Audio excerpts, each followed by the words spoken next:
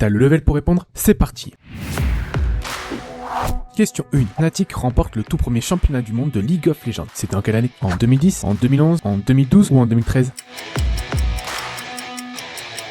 C'était en 2011, la toute première saison des Worlds, seulement 8 équipes, toutes occidentales. Fnatic a battu AAA en grande finale 2-1 dans un duel 100% européen. C'est d'ailleurs Fnatic qui m'a donné envie de suivre le compétitif sur LoL, même si à l'époque, j'y comprenais pas grand chose. Question 2. En 2013, aux IEM Katowice, quel joueur de Fnatic est devenu légendaire pour avoir détruit le Nexus ennemi par derrière dans une situation quasi impossible? Reckless, Cyanide, XPK ou Yellow Star? Pendant que tu réfléchis, un petit like, ça coûte rien et ça change tout pour la chaîne. Merci à toi. C'était XPK, le mid laner espagnol, seul et avec tout ce qui semblait perdu, il a détruit le Nexus de SK Gaming pendant qu'il défendait ailleurs. Ce moment est tellement iconique que le terme XPK est entré dans le vocabulaire LoL. Et si t'as un vrai, tu diras en commentaire avec quel perso c'était. Question 3. En 2015, Fnatic réalise un exploit unique dans l'histoire de la LEC. Lequel? Il gagne les Worlds, il termine un split entier sans perdre un seul match, il forme le roster le plus cher de l'histoire, où il remporte 3 titres en une saison. T'as un ami gamer qui se croit fort, envoie-lui la vidéo, qu'on voit ce qu'il vaut. C'était 0 défaite sur toute la phase régulière du Summer Split 2015. Première équipe à le faire dans l'histoire du LEC. En bonus, Reckless MVP,